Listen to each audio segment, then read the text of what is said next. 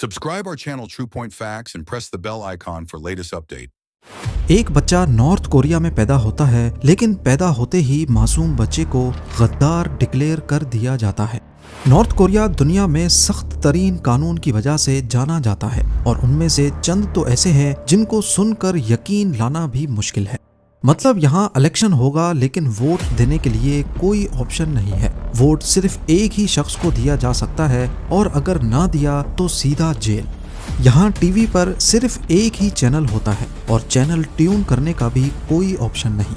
North Korea शायद दुनिया का वाहिद ऐसा मुल्क है जहाँ जुर्म करने पर नहीं बल्कि जुर्म सोचने पर भी आपको जेल जाना पड़ सकता है। 1945 तक जापान ने पूरे कोरिया पर 35 साल तक हुकूमत की, लेकिन वर्ल्ड वॉर 2 के बाद कोरिया दो हिस्सों में डिवाइड हो गया, नॉर्थ कोरिया और साउथ कोरिया।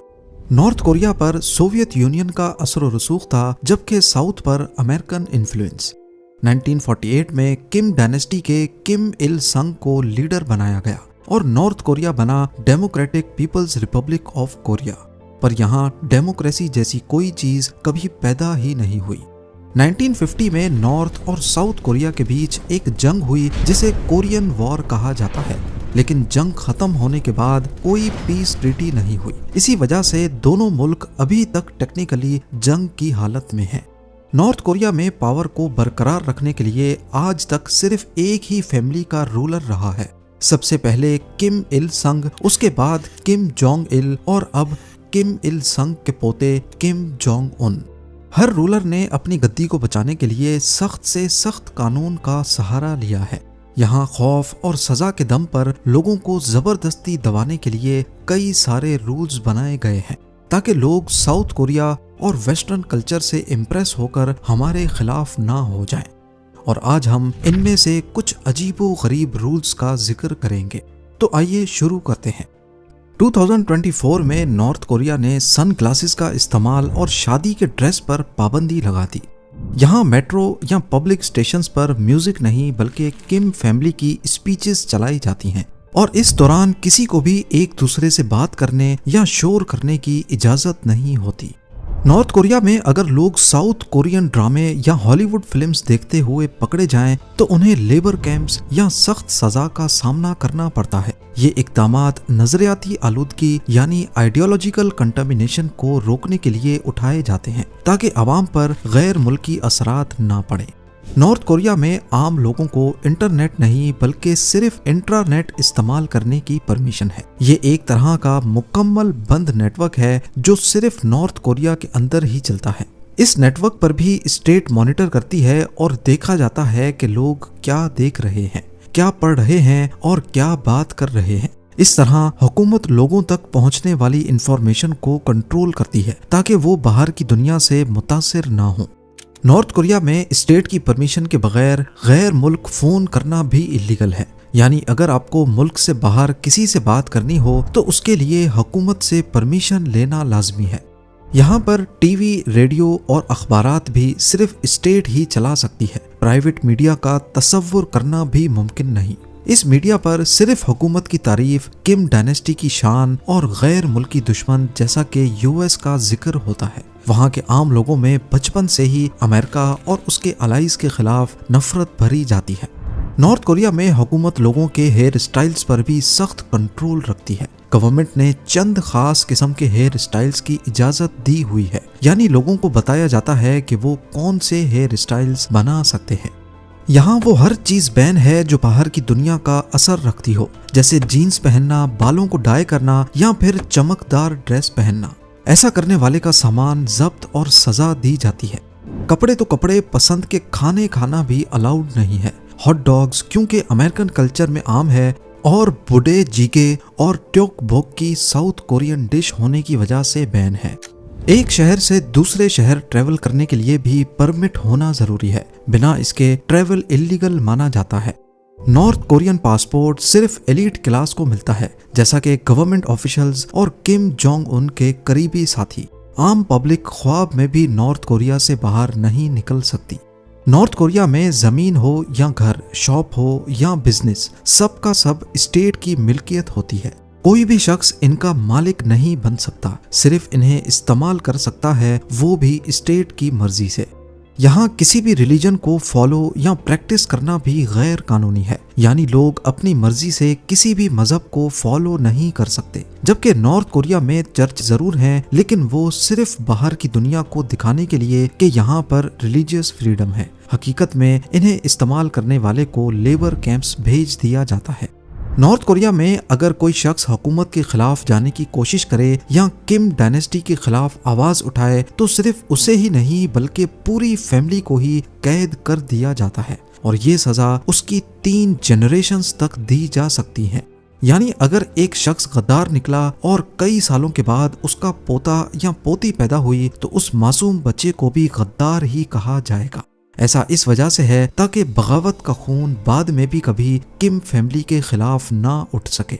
यहाँ हर कॉलोनी, अपार्टमेंट्स और घरों के आसपास हुकूमती जासूस होते हैं जो चुपके से तमाम लोगों पर नजर रखते हैं।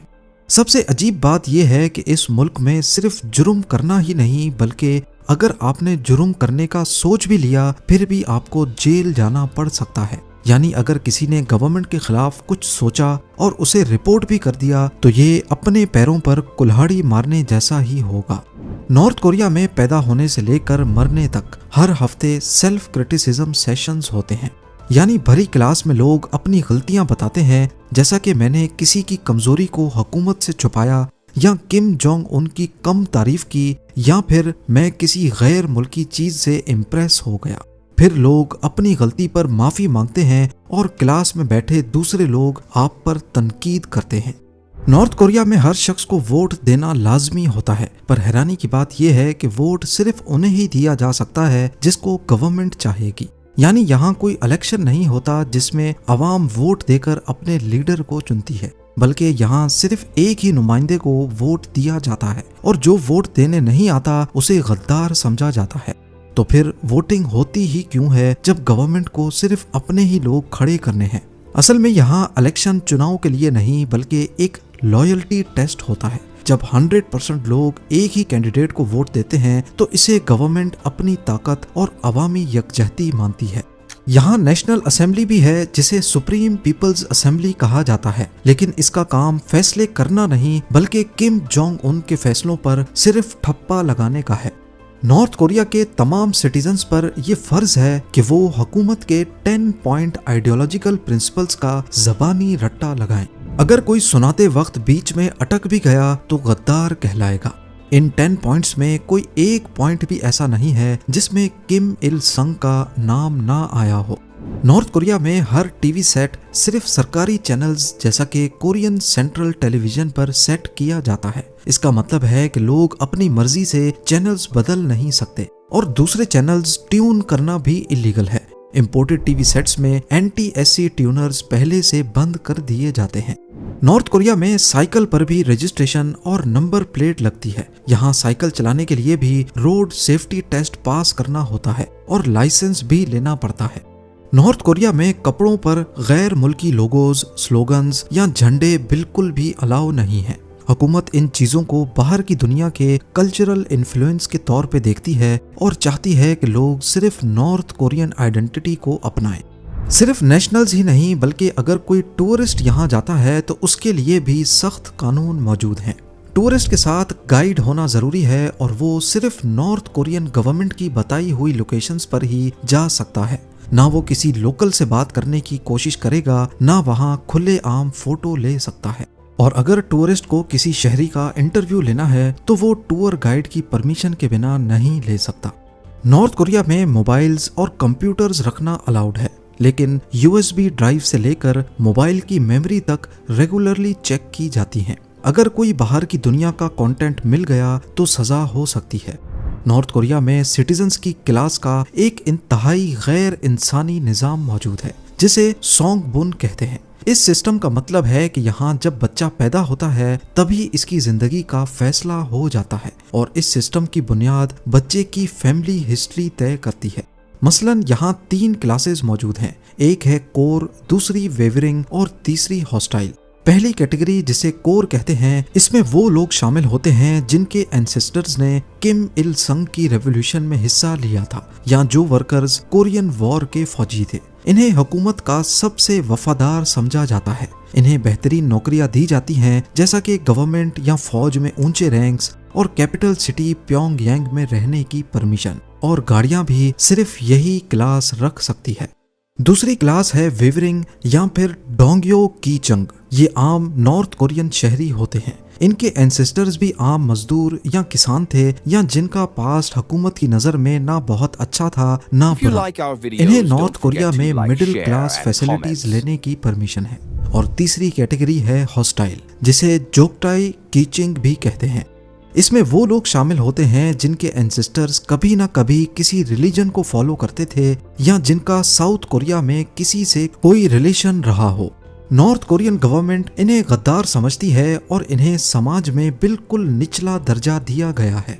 इन्हें सबसे बुरी नौकरियां मसलन किसी कान में काम, मजदूरी या साफ सफाई का काम दिया जाता है।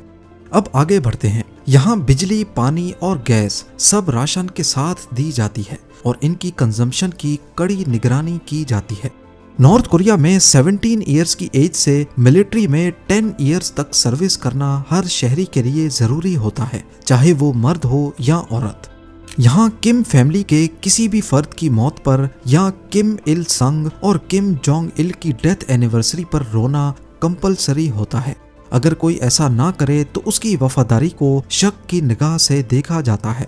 हर घर में किम इल संग और किम जोंग इल की तस्वीरें लगाना मस्ट है और उन्हें बाकायदगी से साफ करना भी फर्ज है।